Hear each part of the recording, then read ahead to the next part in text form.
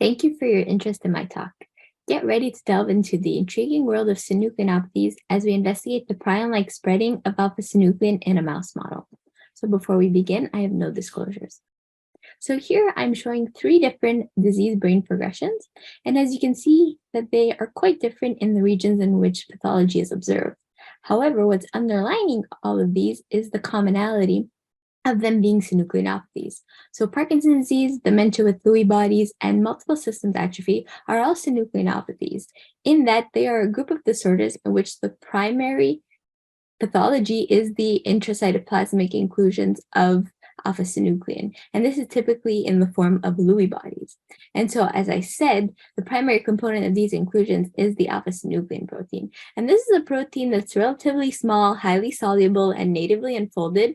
And although its precise function is not yet completely understood, it's believed to play a role in synaptic maintenance and neurotransmitter release. And what's actually believed to be underlying each of these synucleinopathies is this prion-like spreading of alpha-synuclein, such that it's natively unfolded. However, a misfolding occurs, and the misfolded proteins aggregate to form the oligomers and the eventual toxic form, the fibril form. And these fibrils are believed to be spreading from neuron to neuron. And so in order to examine this hypothesized network of this spreading like pathology in which we believe is shaping the disease progression, neuroimaging is a crucial tool to aid in this investigation. And so here I'm showing one of the studies by Alan Dagner's group, such that they showed a high degree of overlap between brain pattern changes observed in patients with Parkinson's disease with the brain's connectivity pattern. And so I'm showing this here with Parkinson's disease, but besides synucleinopathies, this is actually believed to be occurring in other neurodegenerative disorders. And so here I'm showing a study by Seeley et al. In 2009, wherein they investigated this similar hypothesis in Alzheimer's disease, but other neurodegenerative disorders, in which, again, they similarly show brain pathology mimicking the intrinsic functional connectivity networks and structural covariance patterns of the brain. And so the way in which we're examining alpha-synuclein propagation is by using an animal model, because this allows us to detect disease progression over time. And so here we're using the classic M83 transgenic mice. So these are mice that have the alpha-synuclein transgene with the addition of the A53P mutation. So this is a mutation found in one of the familial forms of Parkinson's disease. But essentially, this mutation increases the propensity of the protein to form intraprotein interactions, therefore causing it to misfold. And as I said, this misfolded state can then aggregate with other misfolded proteins and form these toxic fibrils.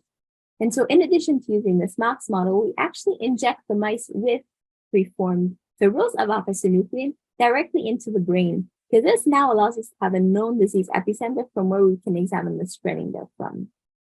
And so the experimental design that we used both male and female mice, the M83 hemizygous mice, so them having only one copy of the transgene. And we introduced the injection of the human preformed fibrils, or PBS saline, in the right dorsal striatum. And so with this, we can then expedite pathology such that we now get a fully symptomatic mice at almost 120 days post-injection, so within 4 months of the experiment.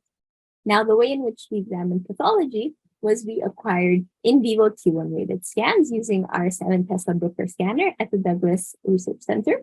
And so we acquired scans at 1 week prior to the surgery, at 30 days post-injection, 90 days post-injection, once motor onset is tending to occur, and then at 120 days post-injection, once the mice are fully symptomatic and nearing their endpoint. And again, with this model, we can track the mice from 1 week post-injection to being fully symptomatic at this 4-month post-injection time point. And so here I'm showing the number of mice that we acquired at each of these time points, where by the end we have at least 8 mice per group per time point. So the way in which we examined pathology was we used deformation-based morphometry in order to assess voxel-wise volume changes. And so here we register all of the subject brains together to a group template, and then by mapping the deformations back from the template to each individual MRI, we can get information about the local neuroanatomy. So there being smaller regions versus larger areas. And again, this is at a voxel-wise basis. Now, given that we have longitudinal data, we adapted this technique such that first we register all of the subject time point scans together to create a subject average.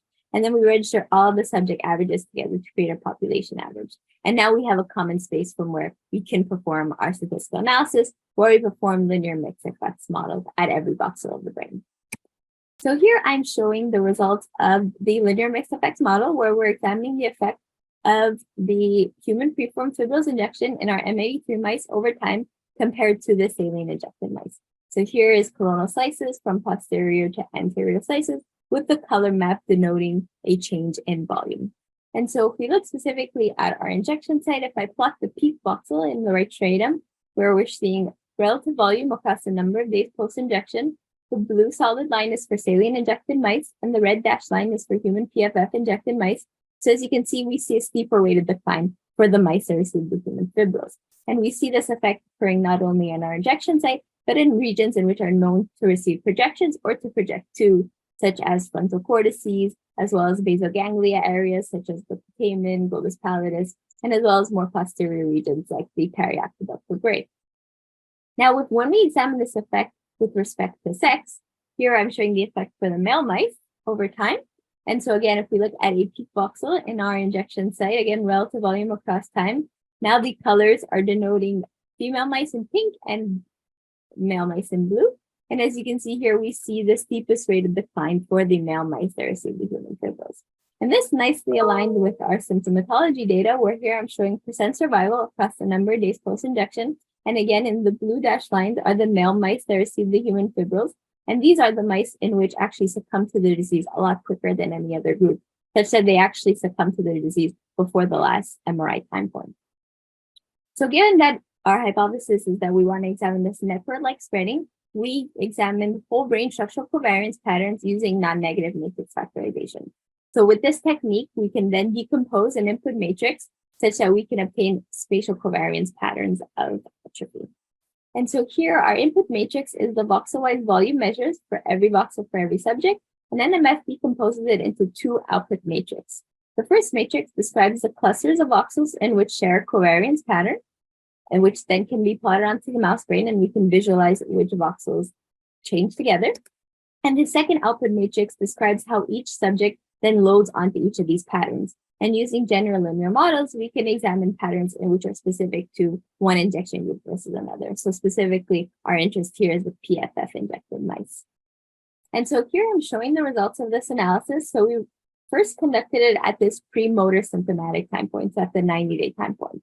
And so we run NMF with 6 components, and here are all 6 components I'm showing, but I'm only going to focus on component 1, which is the only component in which we see this group difference in terms of the subject weights. Therefore, that this spatial pattern had higher specificity for the mice that received the human fibrils compared to the mice that received the saline fibrils.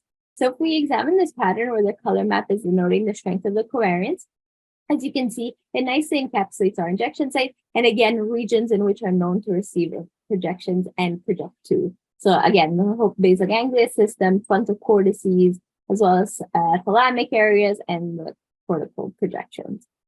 But when we look at sex differences here, we only see a significant effect of sex and not an interaction. So therefore suggesting that there are higher weights for females, but it's not specific to the female mice that receive the human fibrils, which is what we wanted, what is most of interest. So we decided to repeat this analysis, but to run NMF once only with the male subjects, and again, only with the female subjects, and assess whether there's an overlap between each sex-specific spatial pattern and the spatial pattern when we had all of the subjects together. And so we used Dice kappa metric to assess the degree of overlap between the two.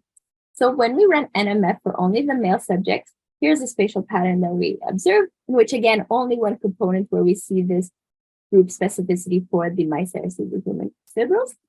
And similarly for the female mice with component 1, where we saw this injection group specificity. And when we assess the degree of overlap between the all subjects and the male, we get a kappa value of 0.46. But when we examine the all subjects and the females, now our Dice kappa increases to 0.62. So therefore suggesting this female-driven pattern of atrophy at this early perimotor symptom onset.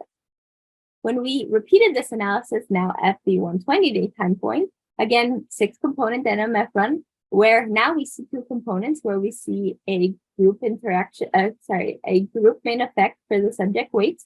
So I'm going to increase those here, but I'm only going to focus on component 6, where we observe a marginal significant interaction term of injection group by sex, such that there's a marginal significance for higher weights for the male mice that receive the human fibrils. And so when we take a look at this pattern, we see a similar pattern as we saw before, except with more ventricular inclusions, and therefore suggesting now at this late time point that the atrophy seems to be largely male-driven. So in summary, we see this differential impact on clinical features of synucleinopathy, where here again, percent survival across a number of these post-injection, with the male mice being the mice that succumb to their disease a lot quicker than the female mice. However, at an early time point, what's actually seemingly happening is the PFF mice show this early yet slower disease progression. And then once the male mice start developing symptomatology and they're fully symptomatic, then they develop this later yet faster disease progression, seemingly having this more aggressive phenotype. And when we examine the human condition of synucleinopathies, so here I'm showing the incidence rates across the age of human patients. As you can see, the men actually have a higher prevalence. And this is true in terms of increased prevalence in males, but they also have a more severe phenotype, which is what we're seeing in our male mice.